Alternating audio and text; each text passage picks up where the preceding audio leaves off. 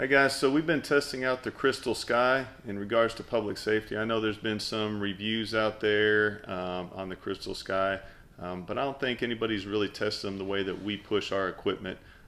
We've been having some challenges with the iPad, especially those that live in the southern states, or even some up in the northern states where it gets pretty hot. But the CrystalSky, it can actually be a solution to some of our problems. So. For the guys out there that just want the Cliff Notes version of it, they don't want to know all the details of this. There's been a few guys say, hey, just give me the Cliff Notes version of this whole thing.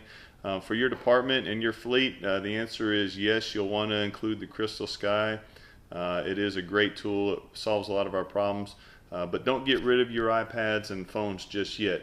And if you want to know the details on that, hang in there. If not, if that's good enough for you, then we'll see you on the next one. So I have some notes here that I've taken. One of the things that I did is instead of just Garrett out there testing this by himself, I wanted to include several firefighters and police officers that fly every day in this area, fly UAS. They have full up UAS programs in their department. And I wanted to get input from them as well. So this is coming from multiple guys. So the units that we tested were the 7.85. These are both 1000 nit. And we have the 5.5 inch here, and again, these are the 1000 nit. Now there's supposed to be a 2000 nit coming out later sometime, and but I was kind of wondering how these would do, and like I said, they more than impressed me in a lot of ways. But let's talk about what everybody liked, or this is a gathering of what people liked. The likes here is it did not shut down or even degrade in the Texas summer heat. We ran this thing in 102-degree heat yesterday, sun blazing on it, and it held in there the whole time. It's fantastic on that part. Works as good in direct sunlight as in the shade. There'll be a little bit more on that later, but if you transition from the shade to the sun, if you do that with a regular iPad, you know what it works. It's pretty much washed out. You can't see anything. You're looking around for any kind of shade, or you're putting one of them big hoods on there that you're looking for, whatever. But you got to find some shade, or it's pretty much unusable for FPV. The hot swap interchangeable battery. So any of us have been out on these extended operations, whether it's a search and rescue or whether it's a 5-hour SWAT standoff or what have you, and as your tablet starts to run out, you start digging for your phone or what have you, because the battery is just whatever, it's integrated, you can't change it. These guys have a battery on the back, and it's a pretty good sized battery, a little LiPo battery, and the nice thing about it is you can hot swap it. So if you're sitting on your controller and you're flying, hey, the battery gets low, all you do is grab your other battery, pull this one off, put a new one on, and the display comes back up. No settings are changed. It pulls power from the controller long enough to keep all the settings and everything going, and so it's great. We really like that feature. The battery, it operates a lot longer than your tablet. We get about 5 hours from this guy right here, running full time, wide open. Polarized sunglasses. So a lot of guys in the fire and police like to wear their polarized sunglasses. They're out in the sun, and you can actually see the display with polarized sunglasses on here, so that's nice. Programmable F1 and F2 buttons. I really like this one myself. It's got a bunch of buttons here on the side, and these two right here has an F1 and F2 button, and you can program to do different things. And myself, I set one up to do a screenshot, so instead of doing the awkward 2-finger screenshot, you just hit a button and it takes care of it for you. The other one is to transition from auto dimming to max brightness. If there's a sensor on there that'll do a really good job of adjusting for daylight, but if you need it brighter or you need it dimmer, you can hit that button and it'll do it for you. So it gives you kind of an override feature. It works on all current DJI products. So we tried it on the Inspire 1 and some of the other stuff, and it works on all of them. So you can use it on everything you got. The bracket, this bracket that they made up, this thing is rock solid. The tablet, this would normally be mounted to your controller. You just drop it on there, lock it on there, and I mean, this thing is solid. There's no fumbling around. A lot of times especially the newer guys. They really don't trust whether or not the tablet on the standard controller, whether it's going to hold on to it. And there's always a concern you're going to drop that expensive equipment and break it on the ground, the tablet. This thing, once it's locked on there, it's on there. It's solid. It has a built-in cooling fan. Again, that goes along with the heating and everything else.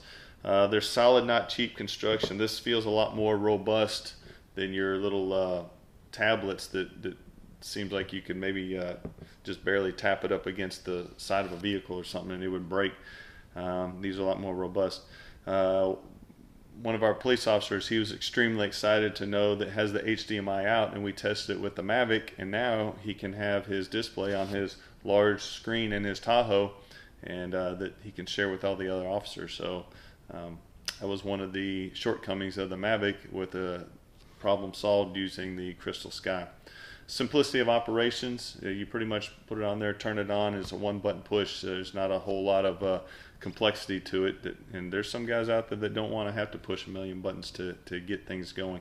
And there was also a comment from one of the firefighters that he likes the fact that this is a dedicated to the UAS. In other words, you know, a lot of times, and we all know how this goes, you have a tablet, well, it starts getting hijacked, and pretty soon you've got 1,000 video games on there, or may have some dispatch software, may have a whole bunch of stuff that doesn't really apply to UAS. So you could very feasibly make this a dedicated unit just to the UAS. So what did they dislike? Well, the first thing, and this is probably the biggest one, is that right now you can't install any third-party apps on there.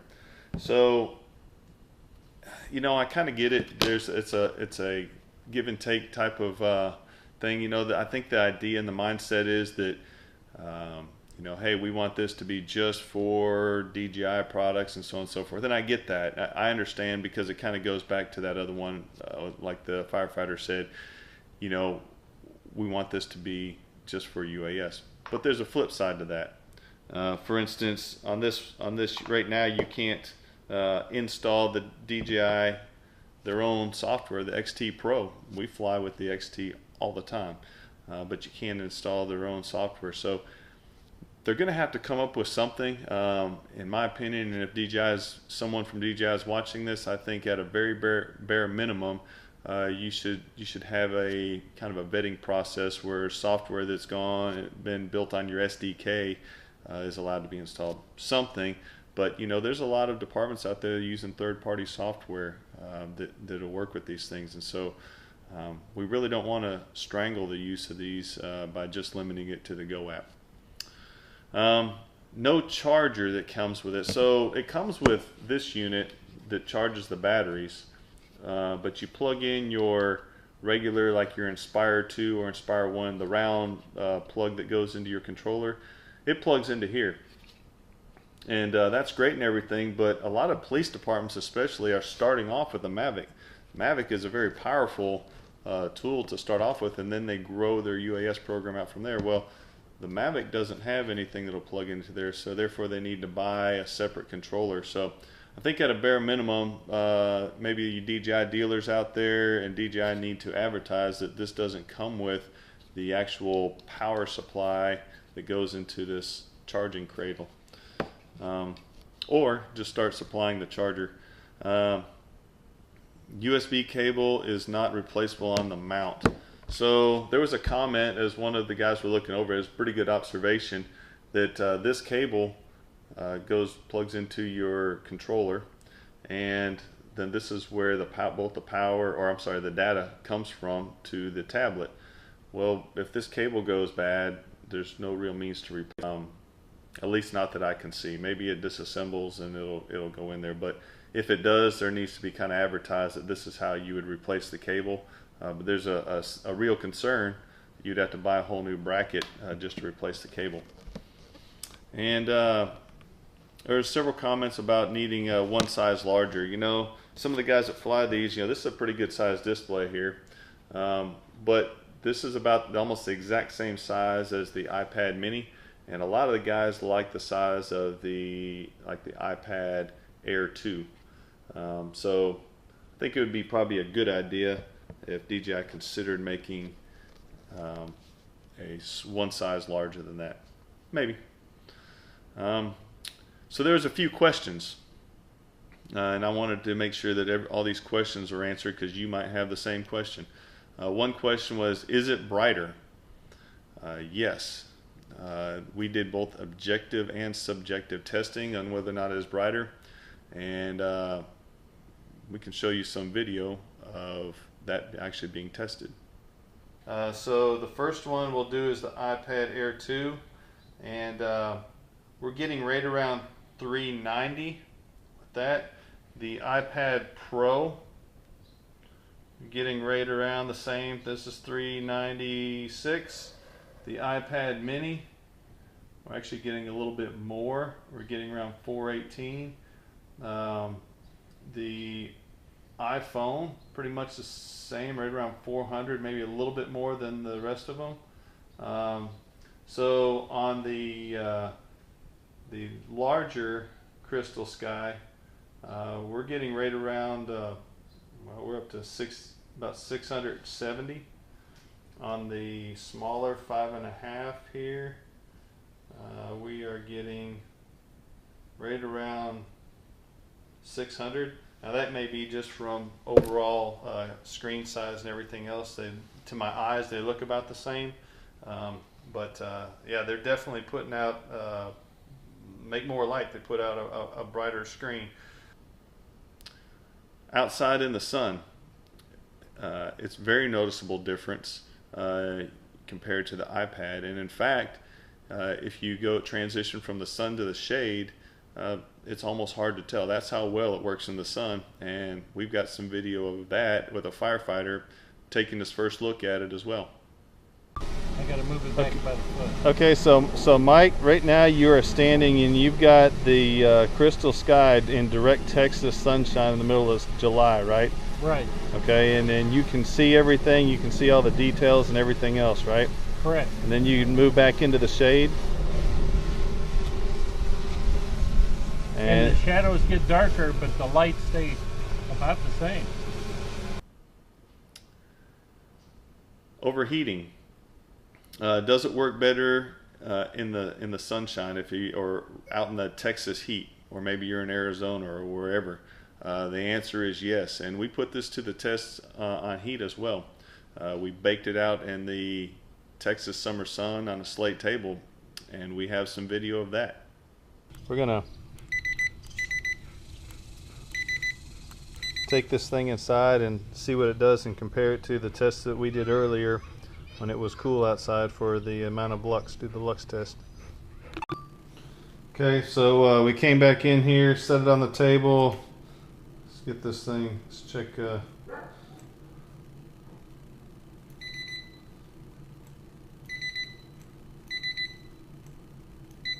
So let's see if I can get you to see that. We're still around 110, 109. And let's power this thing on.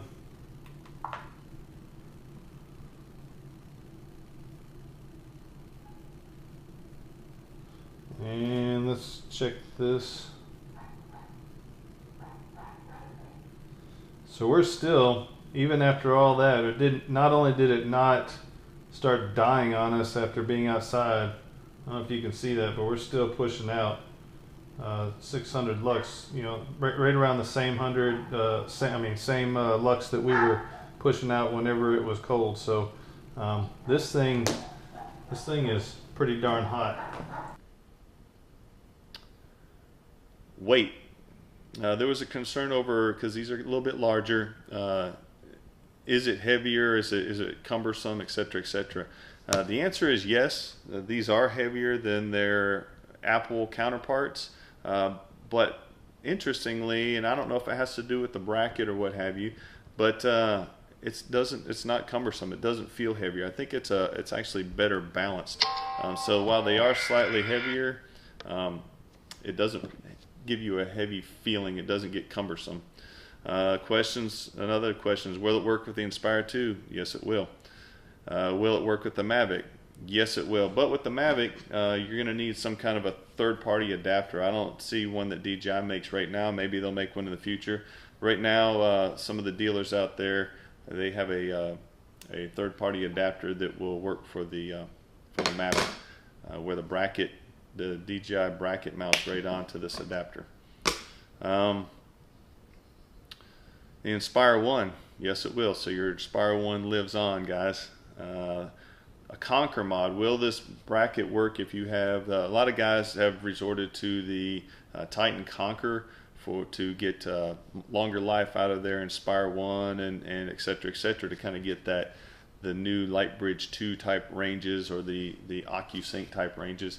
And in fact, I have this is a M600 controller with the Conquer modification on it, and it mounts right to it and it works just fine.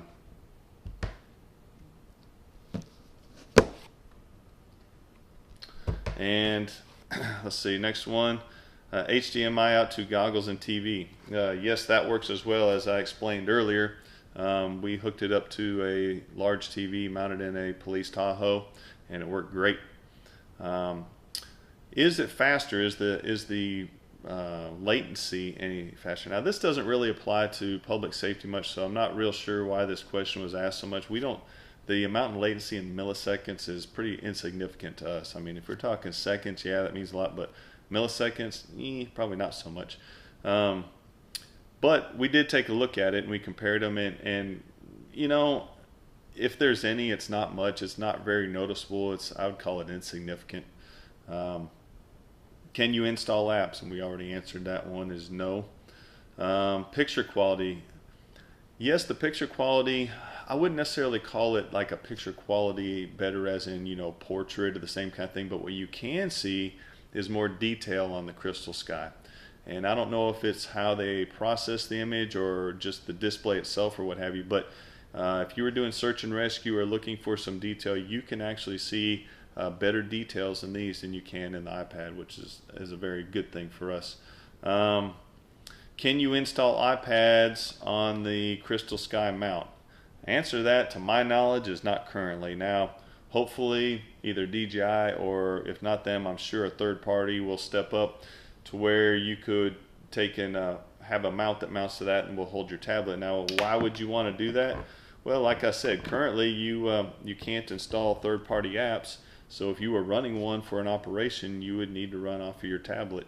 Another example would be, you know, if you're just going a very extended duration or whatever, there's several different reasons why you might have to go back to your tablet or your phone, and you want to be able to just mount it right on that mount.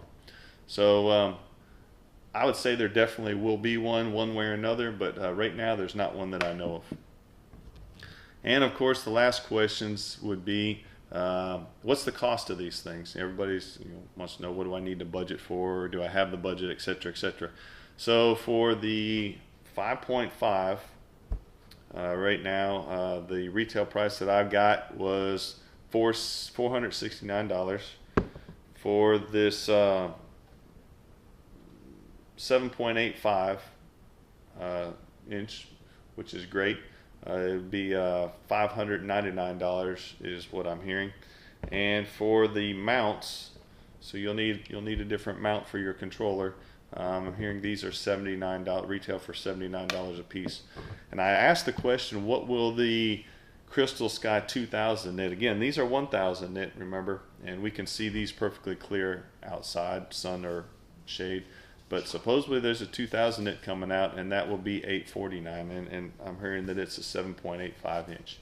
So one other thing I want to say that was pretty interesting through our testing is we pretty much came up with with this 5.5 CrystalSky and the DJI Mavic, we came up with a pretty rock solid configuration, especially for police department operations. If you combine this with your Mavic and then have someone else with the DJI goggles with the head tracking on, that's a pretty amazing combination, guys. If you ever get a chance to try that out, you definitely need to. So anyway, that's my review. For the guys that stuck in there, thanks. For the guys that just wanted the Cliff Notes version, you had your chance to check out sooner. And hope to see you on the next review. I'm hoping the next review will probably be maybe the M210. That'd be nice. So talk to you later, guys. Bye.